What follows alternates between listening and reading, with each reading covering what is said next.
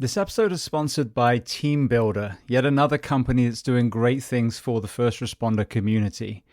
As a strength and conditioning coach myself who also trains tactical athletes, dissemination of wellness information is one of the biggest challenges.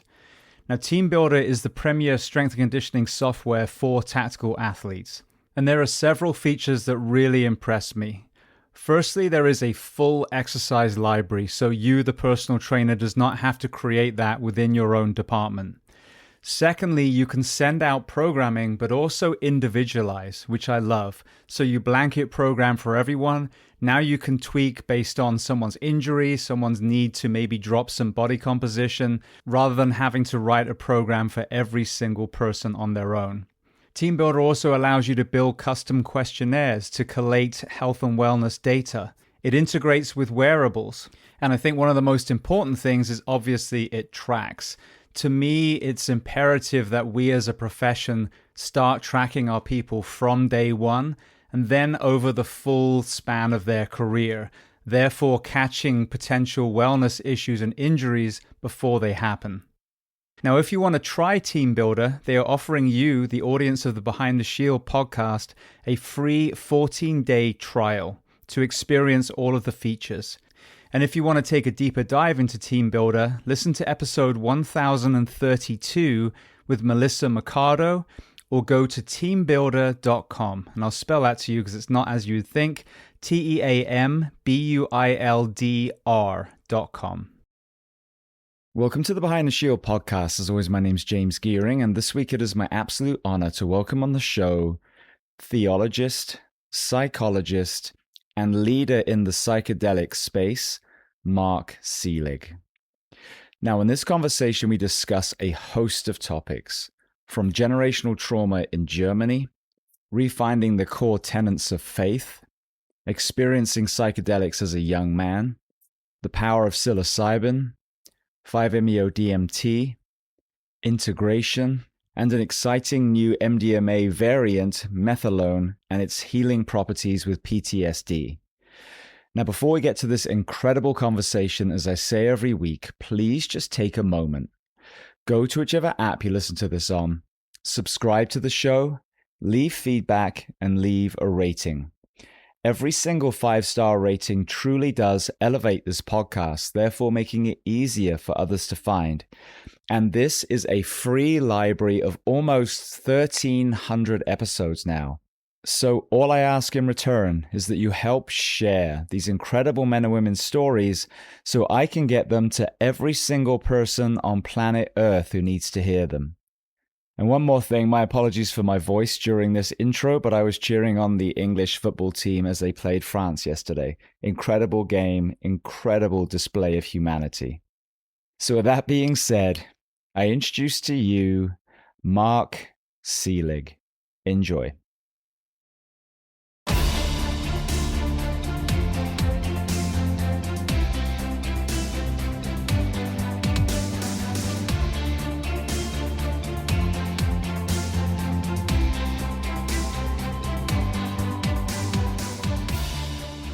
Well, Mark, I want to start by saying two things. Firstly, thank you to our mutual friend Boomer, who has connected me with numerous guests on this show now. And secondly, I want to welcome you onto the Behind the Shield podcast today. Thank you so much, James. It certainly is an honor to be invited to this. And yes, thanks to our friend Boomer as well for making this connection. So where on planet Earth are we finding you today? Right now, I'm in Oregon by the beautiful Pacific coast, escaping the California heat. How has the weather been for you? We've had a pretty brutal heat wave over here on the East Coast. I think it was, it says 89 degrees, feels like 110. It's kind of the kind of weather we've got. That climate reminds me of where I come from, which is Germany. You know, we have these muggy summers, which I never liked much. And so it's actually quite cool here by the coast. We're in the 60s, low, but it does feel as if it's mid 70s in California, so it's perfect. Beautiful. Well, mentioning Germany, let's start at the very beginning of your journey then. So tell me where you were born and tell me a little bit about your family dynamic, what your parents did, how many siblings. Yeah. Yeah. I want to start in this group, especially by giving thanks to all the forefathers and foremothers of those who may be listening, because your fathers saved my dad's life. That's why I'm here. And so the story is I was born in 57 in West Berlin, Germany, in what was called the American sector. And as you all know, there was the Russian blockade where, the Russians wanted to starve all the German people.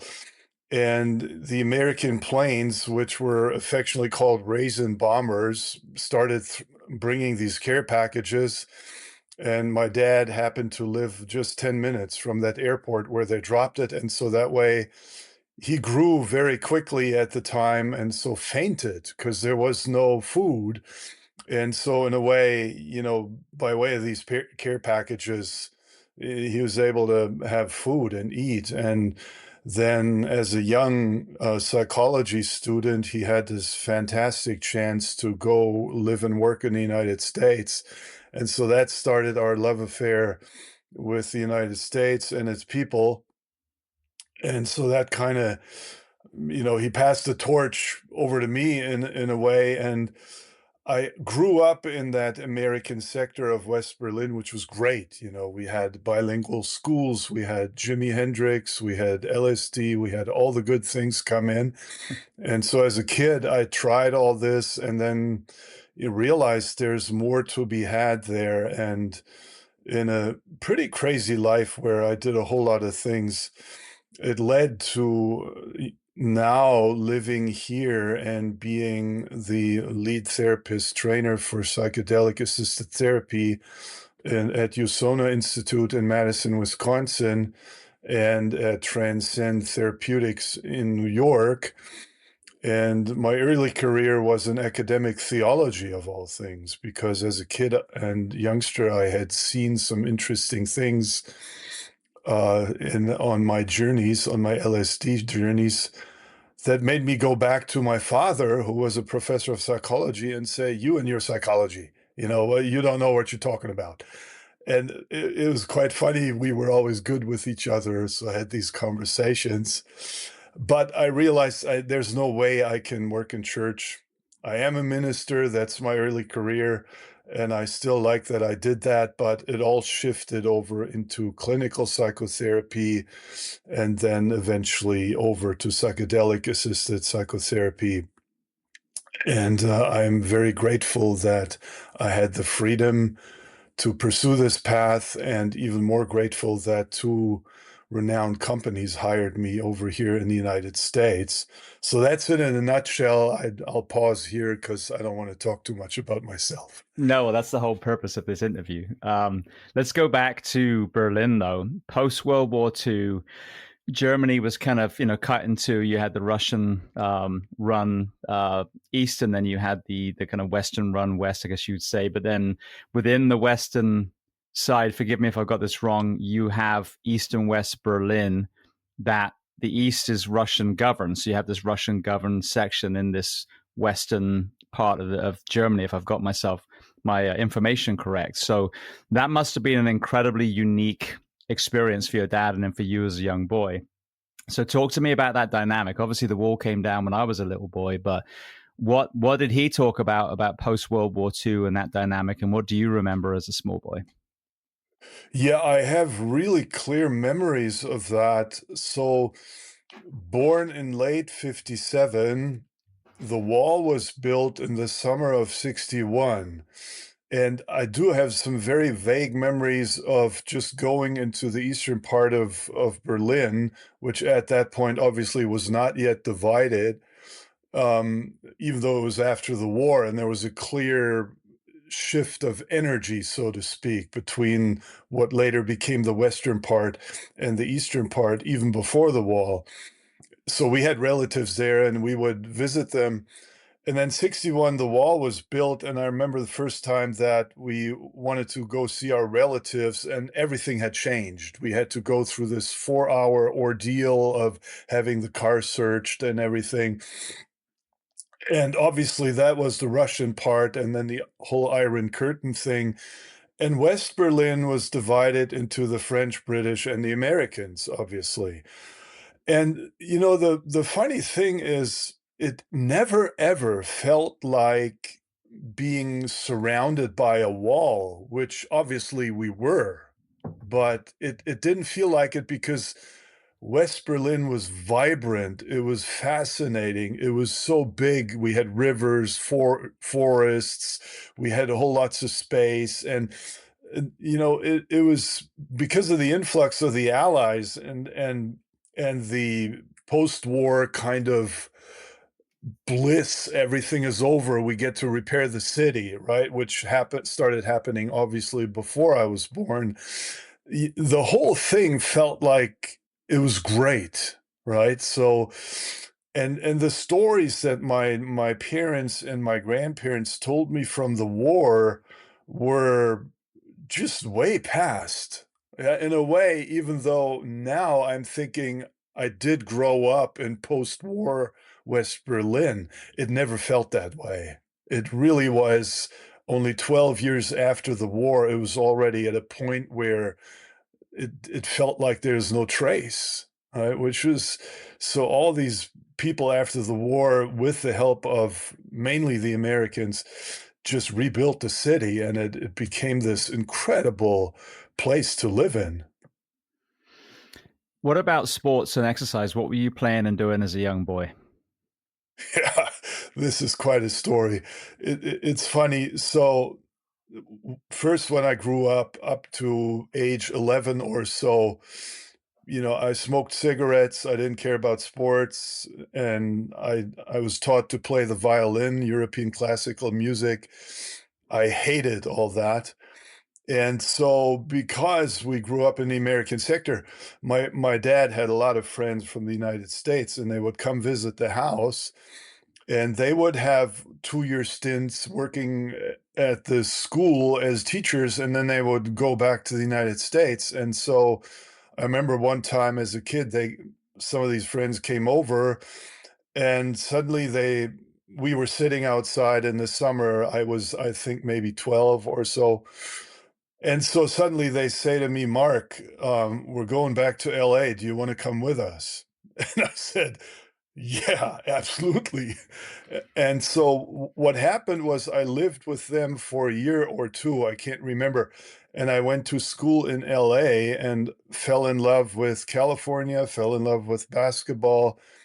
And I came back and I became this crazed basketball player. And it became quite a career, actually. I then had a scholarship in the Midwest at a college in the United States. I was invited to the national team of Germany, and then my knees gave in, so I had to stop it all at an early age. But sports, I still love watching it. I still dream of dunking the ball, so it's kind of gotten into me. But nowadays, I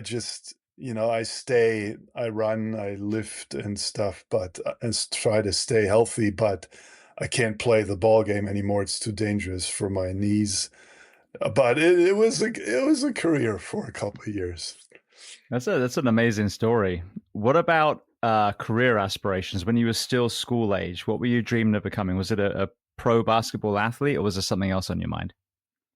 Oh, after I had lived in LA, yes, I definitely had the idea of becoming a pro basketball player. And a matter of fact, we started going pro in Germany. So we had players that we quote unquote bought from the United States. And this is a fantastic story, which I'll quickly put in here because people are going to love this. So one time we get this player from UCLA.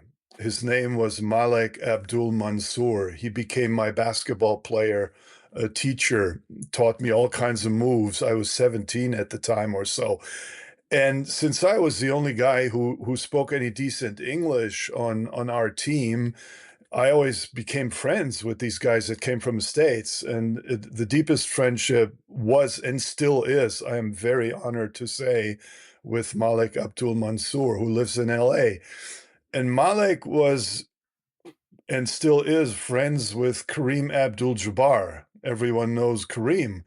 And so as a young basketball player, I live in the States, and I go visit Malik in LA, and he says, "Hey, let's go visit Kareem." And I'm like, "Really? Wow. Yes, sure." And so we visit Kareem, and he opens the door, and I look at his feet, and I'm going, "Man, these are some big feet." I'm only 6'6.5", right? Which is a midget in basketball. And so I look up, and this guy is 7'2", and I just have such a fond memory of this. And I'm still in touch with my friend Malik. And so this was all becoming pro basketball in Germany at that time, which was the late 70s. And by today's standards, we wouldn't even play two leagues lower.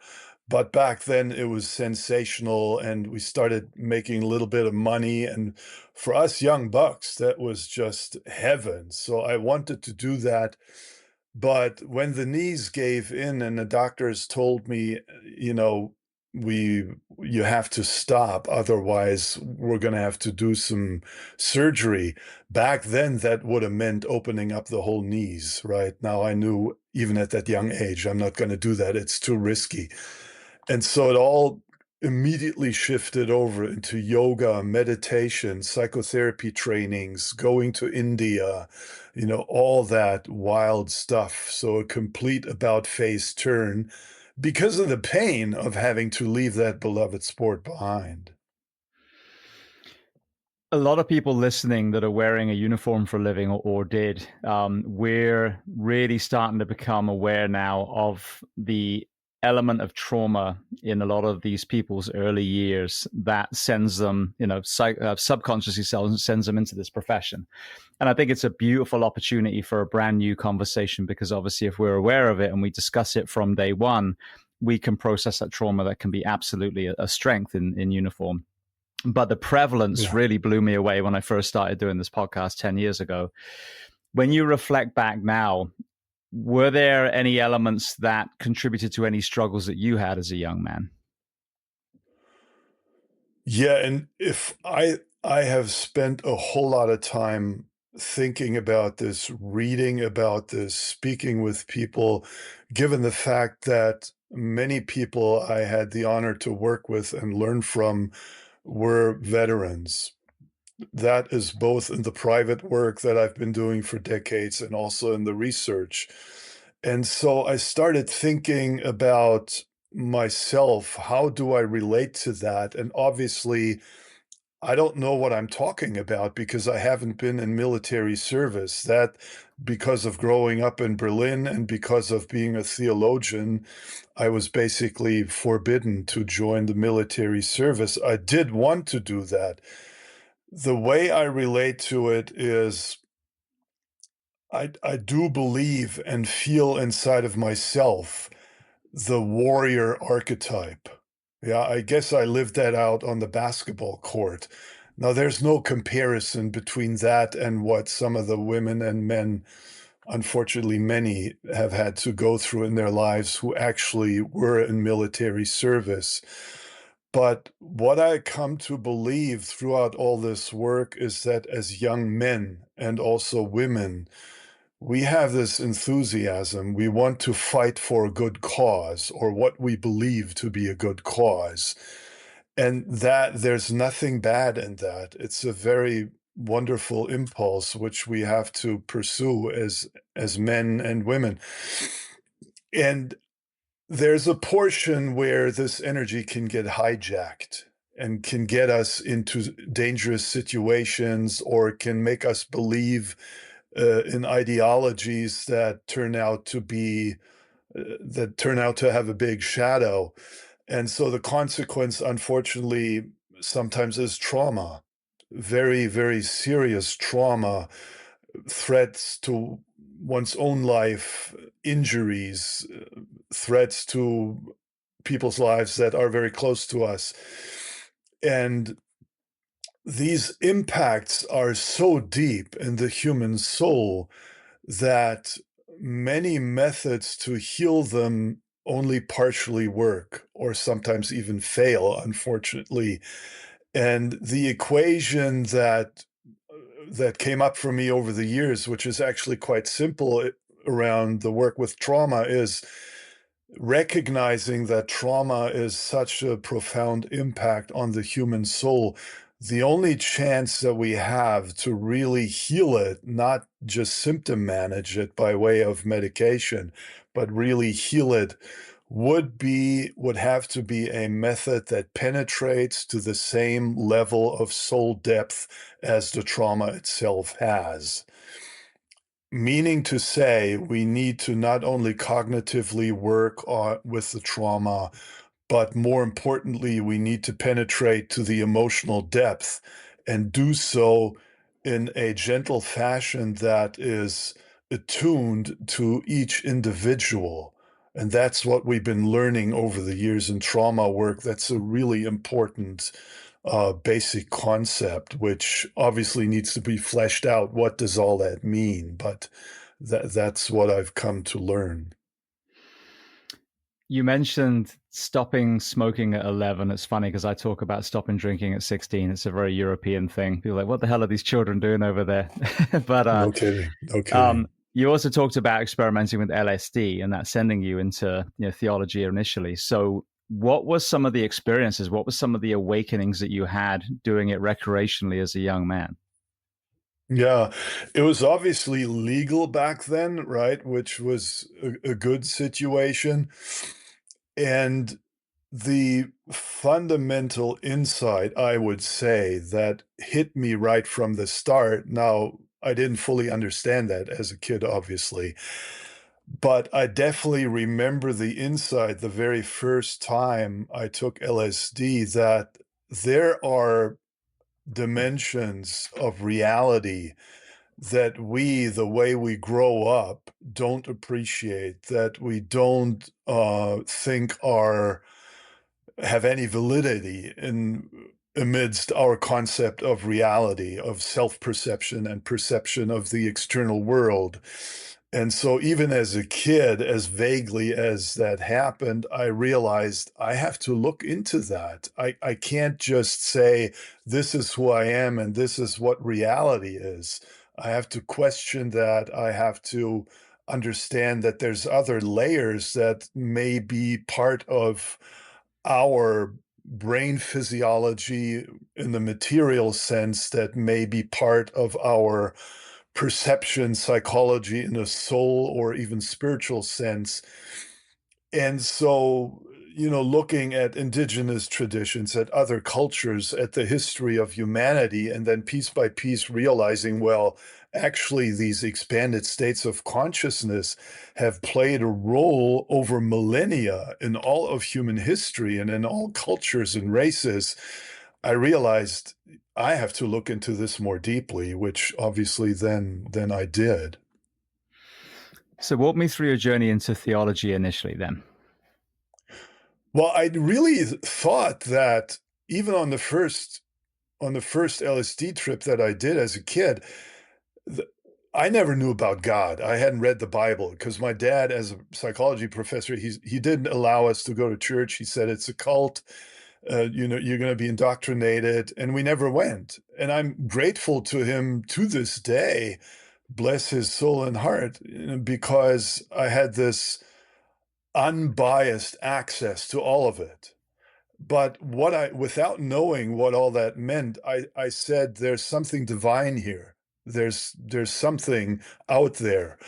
And so I asked my grandma, and she gave me a Bible and said, read it, and I read the whole thing as a kid. And I thought, I mean, completely naive, right? There was things in there like, knock on every door and one door will open, or seek and you shall find, these things.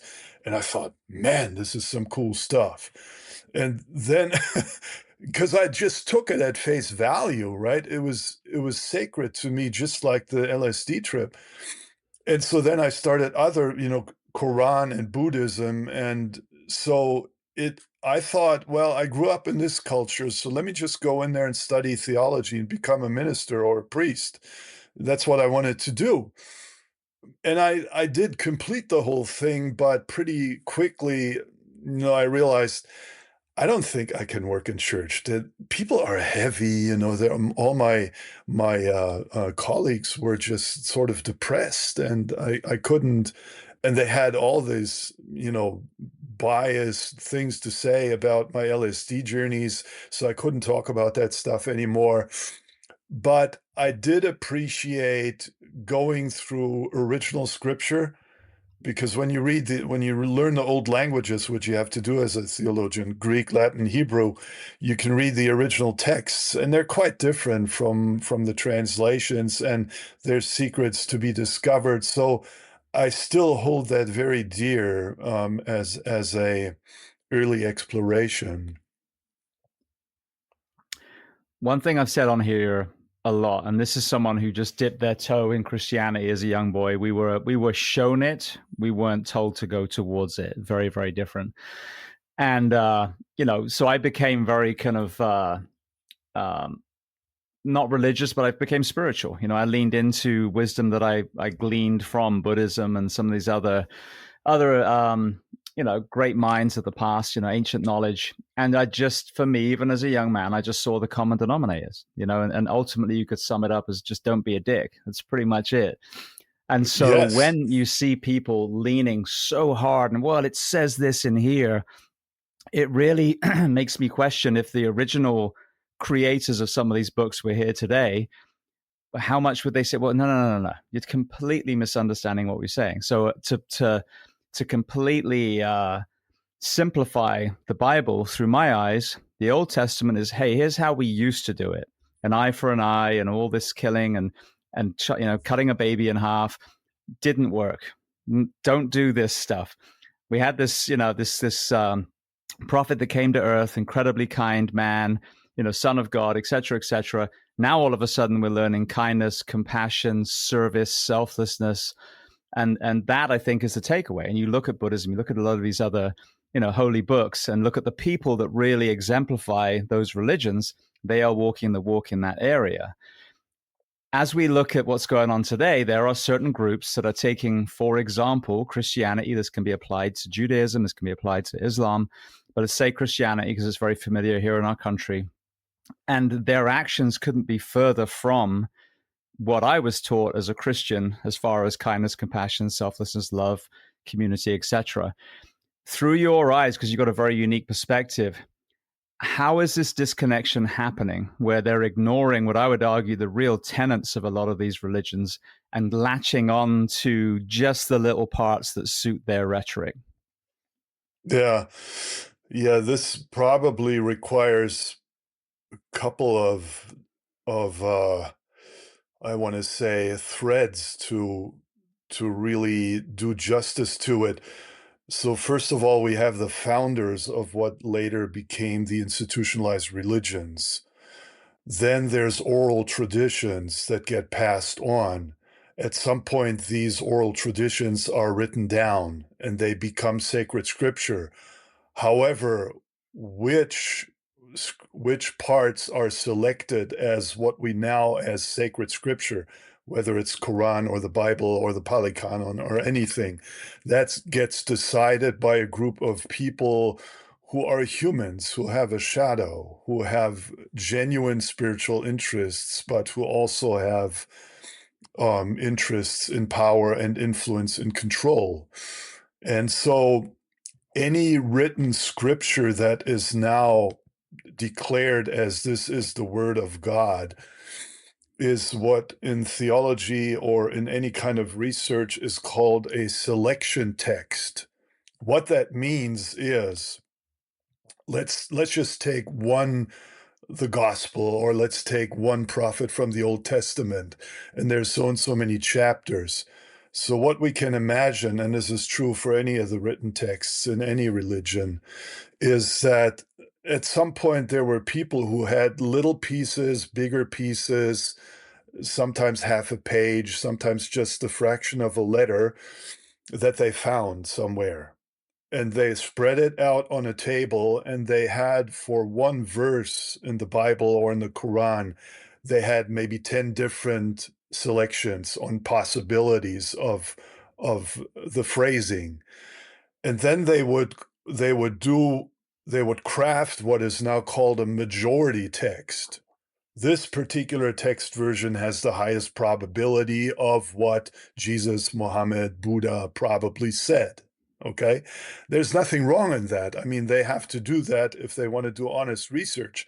However, once that process gets started, power influences come in. And so fast forward a couple thousand years later, what we have is an arbitrary construct put together by human beings who have intents of control. Also, they do have genuine spiritual interests. Now, obviously, what we have then is groups forming from on that nutrition ground, if you will. One group says, no, we have the only real gospel. Another group will say, yeah, we have this interpretation, but we're open to hearing what you're saying, right? And the whole thing is not only driven, unfortunately, by the beautiful spiritual impulse that we have by nature as human beings, but it's also very often fear-driven. It's driven by the fear that something's going to be taken away from me. And I'm going to make this a little sharper. A lot of the belief systems that we hold as humans are identity crutches. What I mean by that is they become not only an opinion or a feeling or an intuition, but they become something that I will defend with my life, because if somebody were to come and tell me that what I believe in is not true, it is so deeply threatening for me that I'm going to fight. Now that's where things get critical. And the roots of this phenomenon are, and I could sit there and say, hey, okay, if you believe in something different, hey, I'm going to love you anyway. And you can love me even though I believe in something different. That's the beauty of diversity. But it's threatening to a whole lot of people, because what the church has done and what other religions have done, they have divested people from trusting their individual experience of the divine, and have made that experience subject to control, to certain forms, and to the mediation by the pundits and priests. So nowadays, it's okay if I believe and feel and intuit and experience this form of the divine, because that's sanctioned by a group and by a mediator. But if I have a completely different experience of the divine, then I'm a heretic that needs to be burned at the stake. That's the history.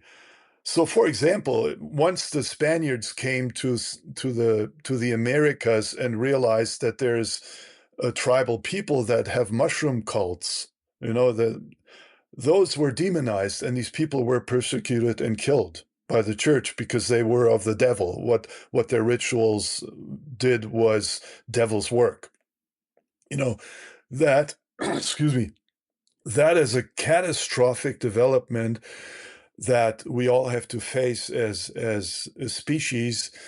And what that led to is that now there's all kinds of groups that with their life will defend that their truth is the only one.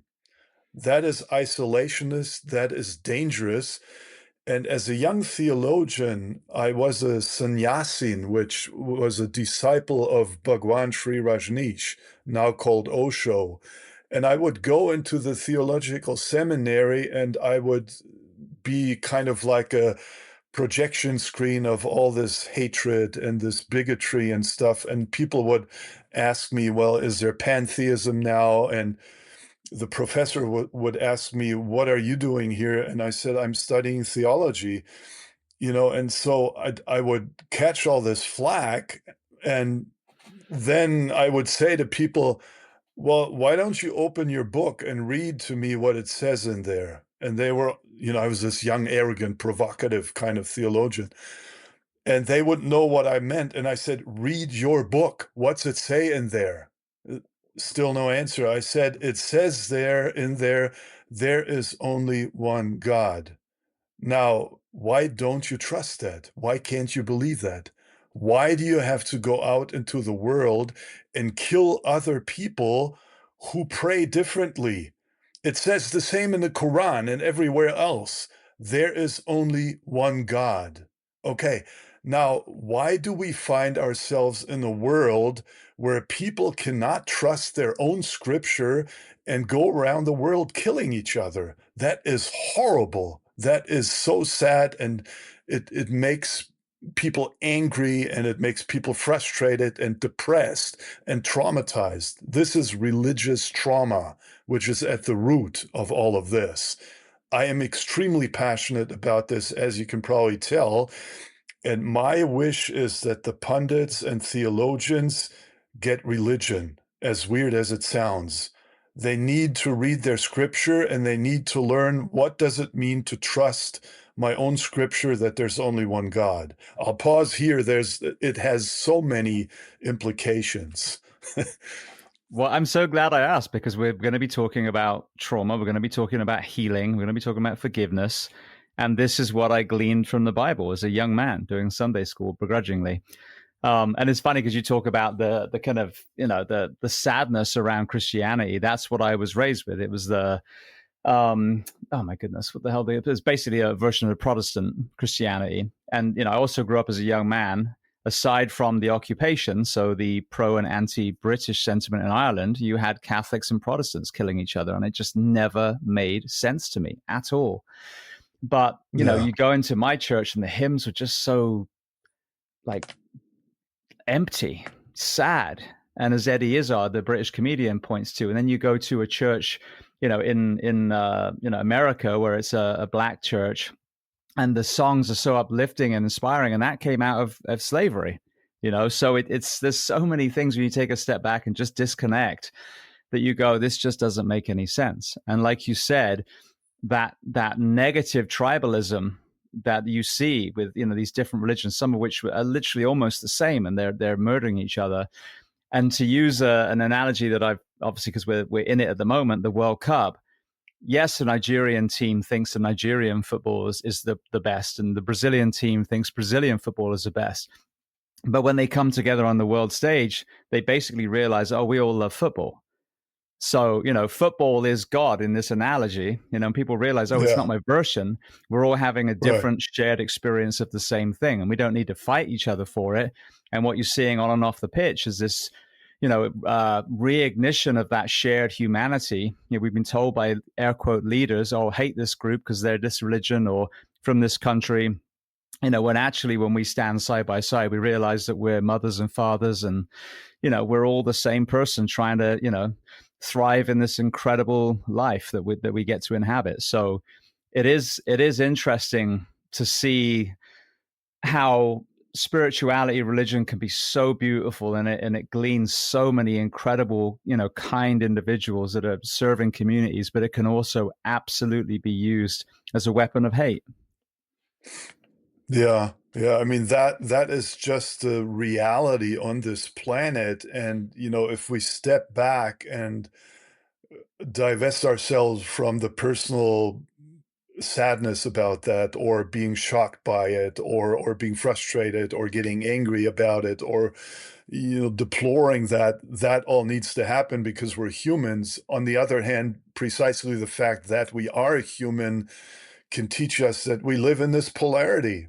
There's darkness and there's light. There's sadness and there's joy. And it's just a fact of this existence. And so Buddhism has a beautiful teaching about compassion. And it says that suffering arises from ignorance, which means that, bad things that happen basically are not ultimately done because people are bad, but because we are ignorant, or a better word would be, we are in a learning process. We don't come here as perfect beings. In a way, this is a school, and so we are free to choose whether I want to choose power and money, or whether I want to choose a path of prioritizing maturity as a human being and as a character. And I do believe that is the number one task here, the job. We can have our work in the world, but really this is all about learning personal integrity and going back to the identity crutch and the threat that arises from tribalism. Individual people of whatever color of belief that they hold deserve compassion, understanding, and love. Even the most radical fundamentalist of any religion, as a individual person, they have their reasons why they became this way and why they hold the belief that they do, and they should be respected. On the other hand, collective phenomena like tribalism need to be named, they need to be understood, they need to be appreciated in a way where we can learn how to avoid the danger that arises from the hatred, the need to kill others. And so the identity crutch is based on the fact, as mentioned before, that the religions have worked towards disempowering people from trusting their own spiritual experience. So if I have a direct experience of the divine, and this is where psychedelic assisted work is so incredibly precious, because people do have these very individual experiences of the divine. If that I have that individual experience, then I don't need to question that. It is very real, as people know, right? And so if somebody else comes and say, but I have a different experience of the divine, I'm going to be relaxed and I'm going to say, wow, that's really interesting, because this is another individual that I'm going to respect. And so the diversity becomes something that is very rich for both people or both groups. But if I have been indoctrinated and if my personal beliefs are not based on some level of depth of personal experience of the divine, if instead these experiences are mediated, are indoctrinated, if I'm being told this is how you have to experience and live it, then somebody else comes and says, well, yeah, but I have a different way. That's going to be a threat to me. I'm going to get angry, or I'm going to try to silence this person simply because my own identity is not based on the core root of my personal relationship to the divine, but on some dogma that has never really fully become my own. That's where the root is. It's funny, when you were talking, I was just thinking of an analogy. It would literally be someone saying that they love their child, and you say, well, I love my child. And they go, oh, no, but you can't love your child the way I love my child. Every parent that loves their child is having a unique individual experience that doesn't need to be compared with any other parent on the planet. But every parent who acknowledges it's a shared experience goes, I know exactly what you're talking about. It is the most beautiful thing to become a father or become a mother. So it's it. So Right. Rather than arguing over which parent loves the child the more or is comparative, you acknowledge that everyone has their individual experience of the love of a child from a parent. Yeah, exactly. That's a really wonderful comparison, and where trauma comes in is where I am discouraged from trusting my own experience of what that love means, or what the relationship to the divine means, or whatever else. It's basically, people are arguing about the taste of vanilla ice cream without eating it. You got to eat it, because that's one part of the experience. You can theorize, it's interesting, of course, but it's not the root of the experience. So that leads me on to a segue that I've been asking a lot of people recently, and I'll give you the backstory because it's kind of an interesting perspective. I was listening to the Joe Rogan podcast probably about 3 years ago now, and he had a guest on, Sadhguru, and I think he was kind of riding a motorbike across India at the time or something like that. And just in conversation, they were talking about kindness and forgiveness, and Joe made a comment like, "Yeah, but not the the head of a tobacco company," whatever he said, or big pharma, and said, "Yes, them too." And that was it. And then they carried on with the conversation. It was lost, but that stuck with me because for the longest time on this show, we've been talking about the mental health of the average man or woman in the street, or the average soldier or firefighter or police officer, the ground force, if you like. And it made me realize that the reason why we can't comprehend some of the choices of these people at the top, it could be the head of a church, it could be a prime minister or president, it could be a CEO of Purdue Pharma or William Morris, that these people sleep well in their own beds at night, knowing that in some of these cases, millions of people are dying because of their product or their choices to go to war, whatever it is. And it suddenly dawned on me, this is the mental health crisis that we're not talking about. When you have a hurt child that never addressed their own trauma, and then in their pursuit to fill this void, they became a CEO, they became a president, prime minister, whatever the thing is. Now hurt people. Now you have the ability to hurt, millions, literally millions, 100,000 people every year from opioids, 8 million people around the planet from cigarettes.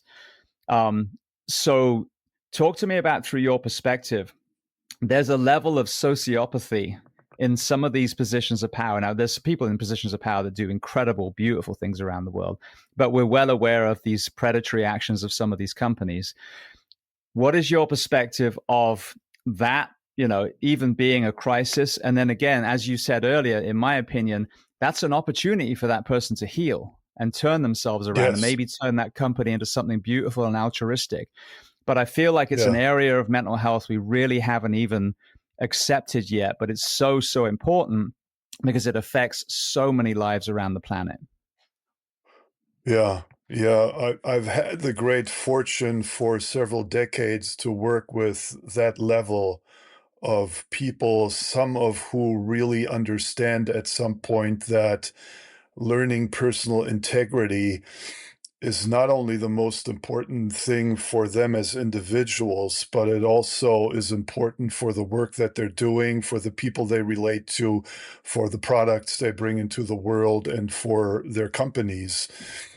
These are rare, unfortunately, still, but there's light at the end of the tunnel. More and more CEOs and very influential people do realize that and appreciate that. Now, if we were to take this to the next extreme even and look back at history, theologians in Germany, they asked, well, where was God when Auschwitz happened? That's a very valid question. Yeah, God is omnipotent. So what is going on here? Well, the simple and kind of stark answer to that question is he was always there, but us humans, we really are completely free. It is our choice. And we have to appreciate that we are imperfect beings in a process of growth. We are going to be tempted by things in our lives. We're going to be seduced into believing or doing things that we can't fully oversee the consequences of when we're younger. And if we do not choose a path of learning, if we get hijacked by the ideology of power, money, status, or any other ideology, if we succumb to these temptations and don't learn from them, we actually are on a path that in South America is called black magic. Right, that is kind of a woo-woo term for our heads, but it describes in very short words what is happening with this phenomenon, and we get lost in it. So the seduction and the path of power and all of that becomes so seductive and so attractive. And there's a correlation to neurophysiology. It's dopamine driven, and dopamine is a drug and that gets secreted by the brain and basically is this reward cycle that we see in addictive behavior. And this kind of behavior that we see with these folks up high in these power positions is exactly the same principle. It's just a different outcome. And the problem is that especially in the industrialized nations in the world reward this kind of behavior. They believe it's a sign of strength and success and so forth, power over others, becoming better than. That comparison polarity is a deranged and schizophrenic. I'll use strong words here. Schizophrenic from the Greek combination of words split soul, split mind. The human being is split into things that we deny and say we should stay away from them. And here's the things that we need to cultivate. That again is religious trauma. The felony that the church committed by splitting apart the polarity of devil and God. They were brothers originally. That's too much to go into now.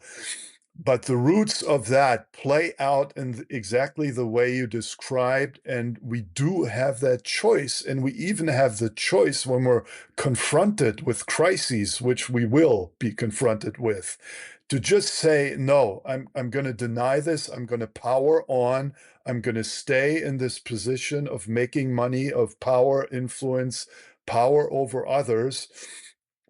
And people intuit this. They will stay away from this kind of energy because they realize, oh, this person is becoming ever harder, ever more dogmatic, ever more resentful. These people are angry, they are depressed, they are frustrated, and over the course of their lives, they need to extend their power and their influence and their money in order to deny that they are actually deeply frustrated and that they live meaningful lives. The world looks at them as, oh, they have a great life, they have their private jets, and they have all the gold and all that stuff. Well, these folks are deeply, deeply frustrated and depressed. They're very addicted, they're very sick, and they don't feel any real meaning in their lives. That's the truth of it. But some just keep denying that. I think it's just so important for the rest of us to see that for what it is. While we're trying to be courageously vulnerable ourselves and address our childhood trauma and process some of the things that we see in uniform, some of the things we've done, some of the lives we weren't able to save. It's a lot of work, and I commend anyone who has the courage to look in the mirror and go, I can be better. I can be a better partner. I can be a better father. I can be a better firefighter. Yeah. And that when you come from that world, it's so glaring, the difference between that and what we're talking about. And with that kindness and compassion, you hope that that person can have a revelation that can say, you know what, I need to work on myself, and then come back and be like, I was wrong. The most courageous thing a man or woman can say is, I was wrong. And that's okay. Yes, exactly. As you said, this is a learning journey, and none of us just came out the gate perfect. If we did, we'd write our own religion. But if you refuse to admit it and you double down on the wrongdoings, and you have enough people who I would argue are a similar kind of personality type, and therefore they're all in and they refuse to acknowledge what they're seeing, it is a very, very dangerous thing. And I would argue that kind of behavior was a prequel to 1939, in Germany, as you said, the beginning of Auschwitz. And so seeing these red flags and learning from history, but having this incredible lens that we have now, where you've got, beautiful people from the religions, you've got the psychedelic community, you've got the we're learning all these things about the human experience and what the struggles are, and now this amazing toolbox on how to heal. But if we do not, have the courage to rise up and say, no, this person is wrong, this shouldn't carry on, then we get what we get. And like I said, Purdue Pharma, FDA approved painkiller that was literally forced upon the medical community and targeted on areas that they knew the population was struggling from lack of industry. They still live in mansions, and hundreds of thousands of Americans have died, 100,000 every single year. So it's at what point do we say enough is enough? And I think that when you look at that with compassion, you say, look, we see you're struggling, we want you to heal, but if I'm a psychotic firefighter, I'm not going to be allowed on a fire engine. If you're a psychotic CEO or president or prime minister, you are not fit for duty at that point. We need to take you down. We need to help you heal. And then maybe you'll be a more resilient version of yourself and a great leader. But if you're in crisis, you should not be in that level of influence and power. Yeah. Yeah, that obviously is absolutely what we need to strive for. And here and there, that is in the works. But unfortunately, as we all know, not to a degree where it has enough influence to avoid wars and the exploitation of poor people on the earth. And there's still no equality in all of that. And the reason is that the general species, all of us humans as a whole, are just developmentally, in terms of, psychological, spiritual development and maturity, we have to face the fact that we are not, as a collective, at a point where we consciously elect leaders that will manifest this kind of integrity. Instead, out of fear that unfortunately is increasing, we see everywhere in the world that the so-called strong men of whatever color and political leaning are the ones that get elected. Here and there's others, of course, so it's always a mixed bag. But the prevalence of people who very obviously do not have a sufficient level of human integrity is a reality, which is extremely dangerous. And so, even these people as individuals need love, compassion, and understanding, because anything else will not work anyway. Violence doesn't work and arguing doesn't work. What works is love, compassion, understanding. But we have to realize the fact that most of these folks are deeply traumatized, mostly by way of emotional abandonment in the way they grew up. And if they, like you said, if they never face that, if they never have the courage or the opportunity to look at that, work on that, transform it, and heal it, they will. And that's a psychological law that is beyond discussion. They will project this trauma out onto the people that they govern, that they are supposed to take care of, and they will perpetrate this hurt and this pain and this anger that they deny out into the world. That's what we see happening. It's extremely dangerous wherever we look. I mean, all the warlords in Africa and these types of phenomena. And so we need to continue as a species to cultivate this philosophy and insight of love, compassion, and understanding. It's the only thing that works, but it takes a long time. That can be very, very draining on caregivers and people who try to manifest this in the world. It's so much easier to jump to anger, to hatred. We all know the feeling. It's human. It's impossible to deny it. If I watch something, injustice, I can feel my guts go crazy, and I have all these fantasies of acting out in a certain way. But my learning taught me that it's not going to help. It's going to do the opposite of what I intend. And I'm not putting myself above anyone. I have the same kind of impulses. There's the Tibetan saying, Tattvam Asi, this art thou. Yeah, so whenever I have a judgment about somebody, then I tell myself, hey, it's you. Otherwise, you wouldn't even be able to feel it because you have the same energy in you. I have to admit that, the warrior thing, right? It's a good thing. We just need to cultivate that warrior. We just need to make the warrior into a warrior of the heart. Absolutely. I want to hit one more area and then we'll walk through the psychedelic side. You mentioned your dad was in psychology as well. Your post-war Germany. As I've unpacked, this mental health side through my lens, through the first responder lens, and listened to, now almost 1,300 incredible minds talking about their personal experiences or talking about their, academic experiences, the impact of generational trauma has become just so glaring. And I even my second book that I wrote a couple of years ago, that is the theme of the book. It's a pseudo fiction, but that's trying to unpack that. You've got this modern day firefighter struggling, and as he learns about his father and his grandfather, which takes you back to World War II, you realize, oh, these are dominoes that are falling, and every child that's raised into a house of anger or whatever it is, that's projected onto that child, and that becomes their norm. When you listen to I've got to interview, Auschwitz survivors, I've got to interview World War II veterans. You see not only their experiences of trauma, but you hear about, the generations prior to them. But it must have been a very interesting insight to be a psychologist in Germany with, some groups that probably were knowing, some groups that were probably unaware it was what was happening under their flag. And so the generational trauma from the war, and then maybe even the kind of shame, guilt of, what was done, now passing forward to those generations. So with that lens, post World War II, what was your father and what were you seeing as far as the impact on the German people moving forward? Yeah, it's a continued identity crisis, I would say, as a people's, okay? So to this day, we have not shaken the guilt, yeah, which is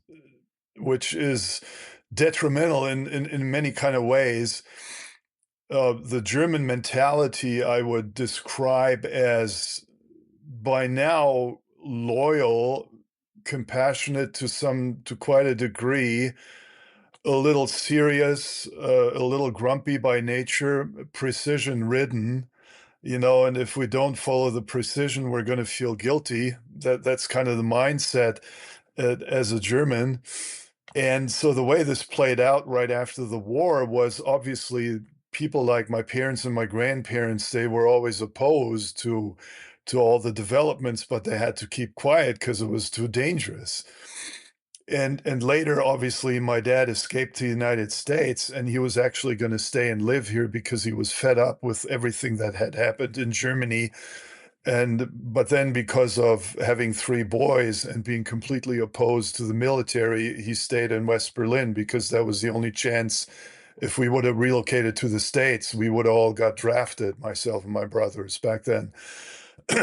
And so the way it played out was this total radical pacifist kind of approach to life, which my parents pursued, rightly so. However, to this day, Germany, they've done a good job, trying to reconcile and be responsible for what has happened in the past. But the job is not done. It'll be painful to face this, but it's not good enough either, because the basic identity problem in the collective German soul has not been resolved, which is you cannot just feel guilty all the time. Yeah, that's somewhat noble. Okay, right? You're supposed to feel guilty if something like that happened, but you cannot, to make up for this guilt feeling, open up everything and ruin the country by way of not keeping your borders intact and stuff, and not differentiating between people who really do need help and need to be supported and need to be led into the country, and others who just take advantage of the German guilt syndrome. And I know we have similar problems here, but the collective mindset behind it is quite different. And so what guilt is a stagnant, condemning kind of energy. What we need to do is turn this into taking responsibility. That is active, that is proactive.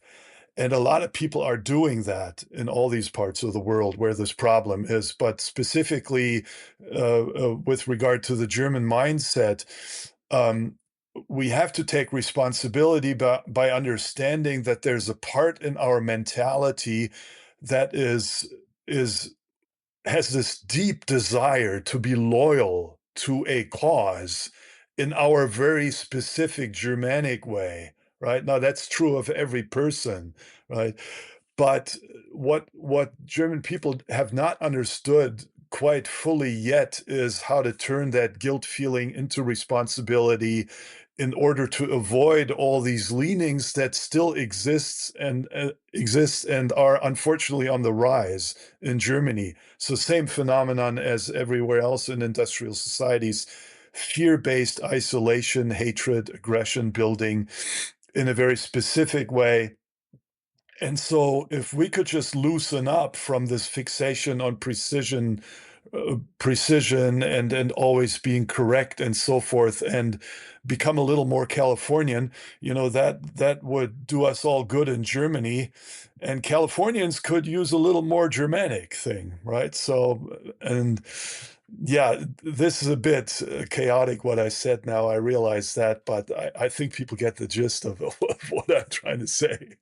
Yeah, no, I think it's so important. There was a statue in Bristol, which is one of the cities next to where I grew up, and it was a slave trader. And I think it was around the George Floyd time. They tore this statue down and threw him into the water, and it was crazy because obviously that didn't really achieve anything. But you're also now trying to eradicate history rather than maybe changing description on it and say, this was a person, this is what they did in the city, but this was done on the back of slavery.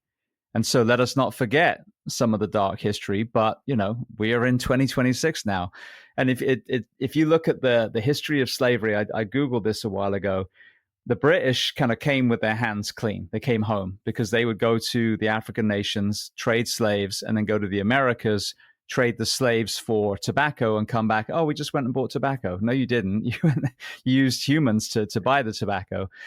But if you look at the UK at that time, it was in some of its most deep poverty of its history. So the British people weren't benefiting from slavery. There were, back to our sociopath leader thing again, there were a few power and greed hungry people that benefited from slavery. Same in the US. And so to say an entire race now is responsible for slavery is even historically incorrect. But to your point, at what point do you say, look, that was history. We need to make sure that we never forget that. The same way in Oradour-sur-Glane in France, the village that it was a panzer troop came through and literally killed every man, woman, and child in the entire village. They've left that village as it was, as a reminder to the French people of the atrocities of World War II. Let them never forget. Doesn't mean that you have to shove it in everyone's faces every day, but it's there as a memorial so that, you're not kind of, whitewashing history, as it were. And I think it's the same with what you're talking about. You have to make sure that you acknowledge that it happened, because that's a very powerful lesson, a huge red flag in society. But if you are supposed to be, apologizing for the rest of your life for something that you had nothing to do with, it was your forefathers, 3 or 4 generations back, that also doesn't help the healing, the progress, the what we're talking about, this compassion, kindness, service. You can't do that if you're living under an umbrella of guilt and shame for something that is completely out of control. It already happened. So I think that making sure that history is prominent and we don't dull the edges. We need to make sure we remembered what it happened and keep it accurate. But we have a beautiful opportunity to make sure that that never happens again, and we become kinder and more compassionate and more community minded. Which, to your point, if people are truly seeking asylum, then you welcome with open arms. If people are immigrating the right way, then you welcome them with open arms. But yes, of course, opening the floodgates is going to create problems as well. And I think that most people, if you asked them, said they welcome immigrants, but obviously they want to make sure that it's the right people coming in. And the other side of the conversation that most people don't talk about, let's take Mexico. Prohibition of drugs has caused so many problems in other countries, and that's an American problem that we have forced onto, the Mexican people or the Colombian people. Haiti, another one. So the other opportunity we have in immigration is to, through healing our own country and then helping other countries and reversing some of these policies that have created so much death and destruction in these countries that they're fleeing. We have an opportunity to temper immigration by helping other countries heal, which is, I think, what we should be, a beacon of democracy that's, spreading kindness and compassion around the world rather than, bombing and snatching leaders. Yes. Germany is an extremely rich country. so is the United States, and so are some other industrial countries in the world. They do have the means to, on a very broad scale, sufficiently support these people who need help, either by helping them, inviting them into our own countries, or by going down there and helping in other ways. That is a possibility. And again, because of the polarity of who we are as humans, these impulses are shot through with interests of power, money, status, which obviously, destroys a lot of these impulses. Like you said, it does not help to be guilt-ridden, and it's each individual's very personal inquiry. What does it mean to take responsibility in this regard? So I've asked myself that, for example, with regard to the history in Germany.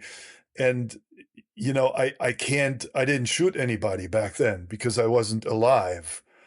But does that mean that I'm not touched by it, that I don't have anything to do with it, that I don't feel responsible for it? No, of course I feel responsibility. And I sometimes can feel pangs of guilt for what my forefathers and foremothers did. But the guilt is something that I pretty much quickly chase away because it's paralyzing. I don't want to be paralyzed. I want to be proactive. And so my own, especially the plant journeys with the plant medicines and other medicines as well, one of them being LSD, they have taught me the deepest things. And about that, how do I personally deal with that Germanness, with being born there and being a German? And what I learned is actually really simple. And this is going to sound strange to some folks, maybe, what they told me, but what I mean by that is these experiences of being connected with a larger source of wisdom. Yeah, that is neither only outside nor only inside, it's both. Yeah, I could say it's my own deepest core of wisdom that comes from the depth of my soul, but that would mean I would take credit for it, which is not appropriate. Uh, so the learning was, well, you have not been trained as a fighter. You have not been trained as a politician. By way of growing up in this family, you have received these particular gifts and these particular talents. We want you to put those to use. That's what it means to take responsibility, to use these gifts and put them into service. And so I would be as bold as to say that's a fundamental truth for each and every one of us, that whether we are in some high political or military or company position, or whether we clean the streets, there's a way to do this in with integrity, with love.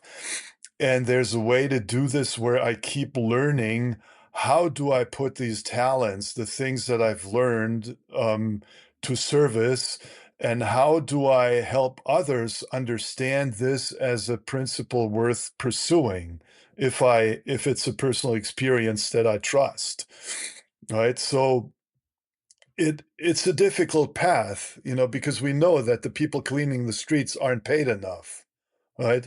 So it's a process. But the basic principle of understanding that learning personal integrity and maturity is the number one job here before any other job that I do, I think that puts us into the right alignment of how this cosmos works. Well, you mentioned plant medicine. So you had this LSD experience when you were younger. Kind of walk me through, as a psychologist yourself and a theologian, how you started seeing the healing properties of these specific medicines. Yeah, as I learned more about this, and in my teenage years, I realized, well, I have to look into this more deeply. I started to understand, well, this actually has very deep cultural roots across all of humanity. And so then I would start reading and going to the countries and seeking out the teachers and trying out all the medicines and learning their cultural background. And what I had experienced the first time became sort of the initial divine spark in a sense. And from there, it grew into understanding why people had built millennia old customs around this type of work, inducing expanded states of consciousness, because it became clear that all the rituals and traditions that exist and have existed around this type of work were all geared towards healing, towards understanding our place as individuals in this cosmos, to understand the purpose of this species in this world, to understand our relations to other sentient beings and plants, and to realize that we are not here to govern, extract, overpower, and profit from our relationship to the earth and other humans, but we're here to share and to be a part of it all and to learn how to live in harmony with all sentient beings and the plants and everything around us. And as I realized that more and more, I became more and more deeply aware of the healing power that this vision has, because it's not a vision that that some of all these genius German philosophers cooked up in their candle-lit writings, Kant, Fichte, Hegel, and all these guys that we had to go through in theology and philosophy. Power to them. But here are traditions that actually have a path, a practice that does work. And it is our choice whether we want to pursue these practices, understand them, learn from them, or whether we want to go and pursue our blindness. And so all the healing traditions, and especially trauma work, is very deeply informed by the wisdom that is to be obtained from these old traditions. When you look at the history of some of the uses of these psychedelic medicine, how far do they go back? Because I know we're going to get into this, the cry for research in a little while, but I Right, would right. argue that if they have stood the test of time, that has some validity as well. So how far back are you finding their use? Yeah, they go back to the dawn of humanity. This is my assistant therapist saying goodbye before my wife goes for a walk. Mine's outside the door Uh, here. yeah.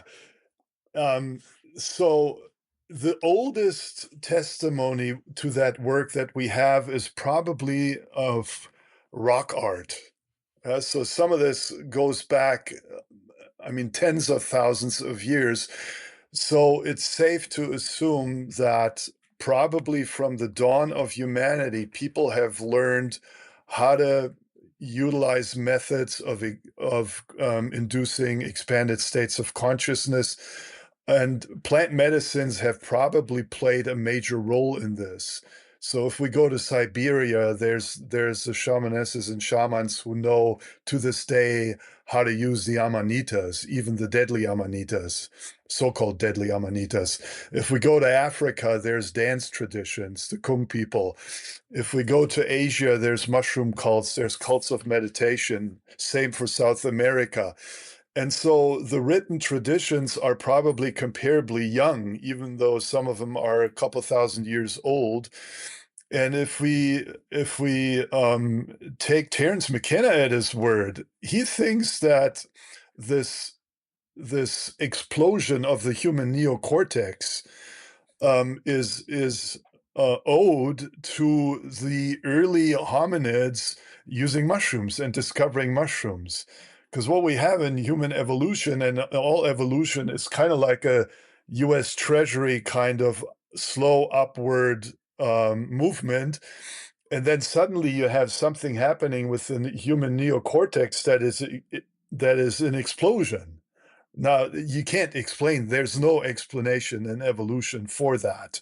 Yeah, and of course, to the scientists, what Terence McKenna says is bless his heart and soul, is crazy, but it's not. If you think about it.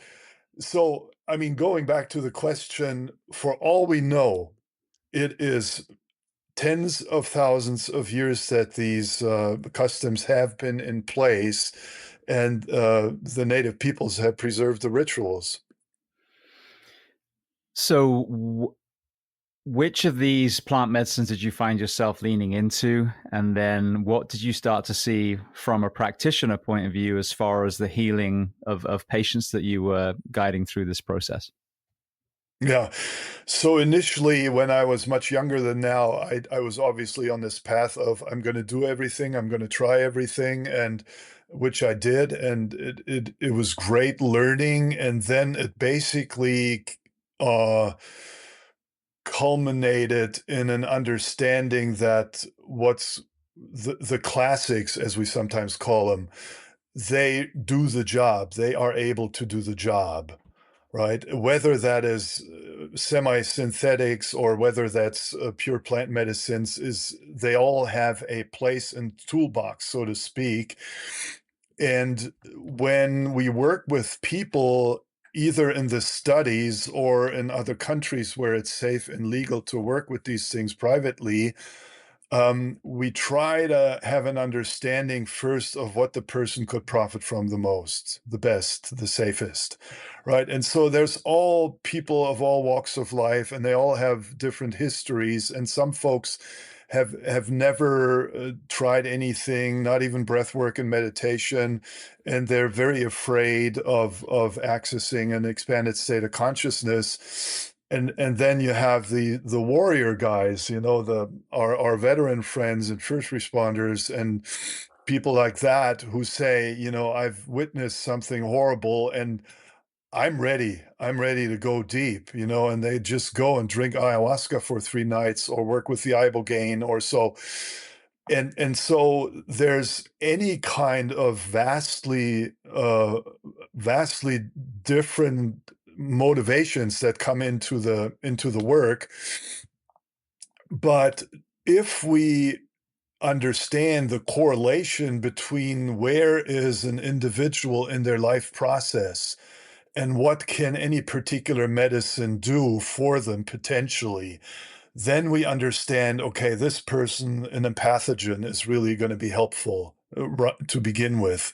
For this other person, they've had drug abuse in their past, or they were alcoholic, or they have all kinds of experiences with all kinds of substances. Well, probably a mild and pathogenic is not going to help them much. We need to we need to use the healing crowbar, so to speak, not in a violent sense, in a sort of kind of pry open the door. So all the healing work, all the work with PTSD specifically is focused on the question, where does this individual stand in their life's path, and what would potentially be most profitable in terms of a healing method in general, or if we talk about the medicines, what medicine would be best for them. And so one more sentence about that.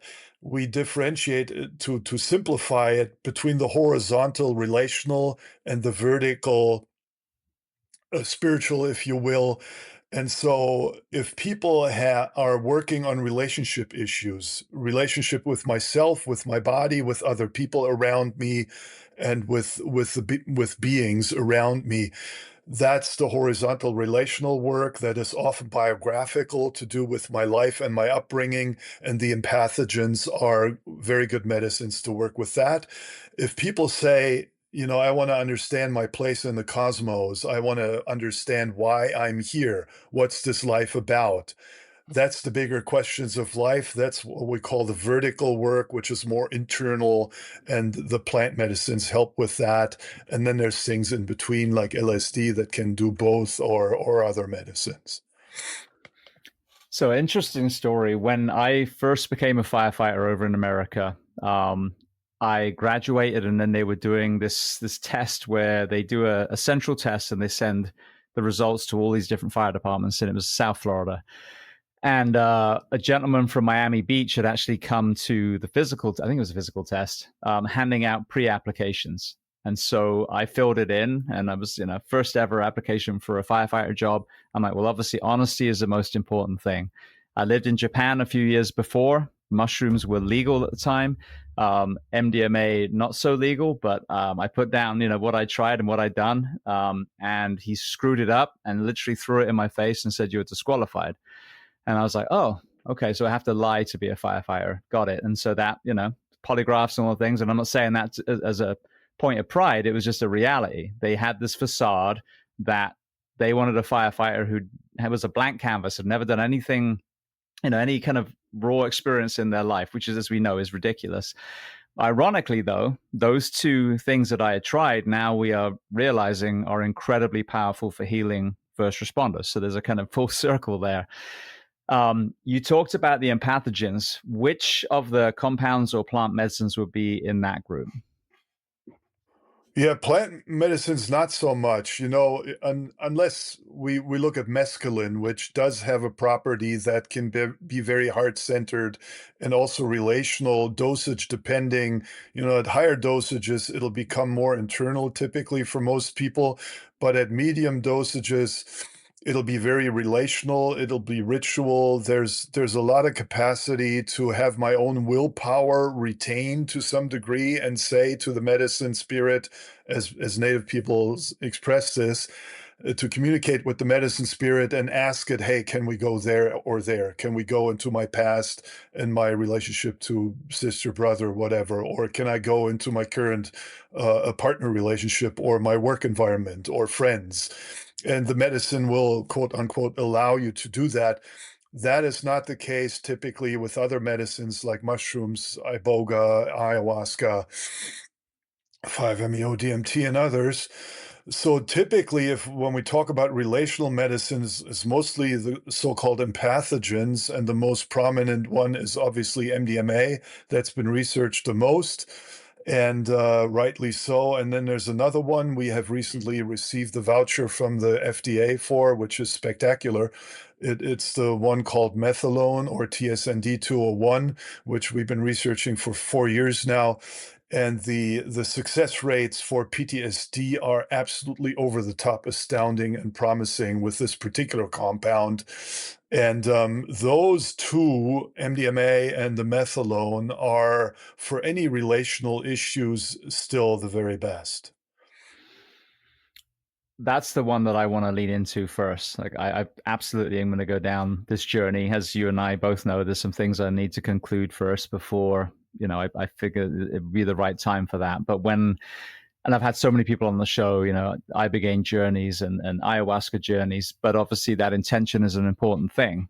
And for me personally, I know there are things probably beneath the surface, but I'm not going in with anything that's troubling me in the front of my consciousness. I know there's probably things in the background. There's a sleep quality that I know isn't great. There's a brain fog that isn't great.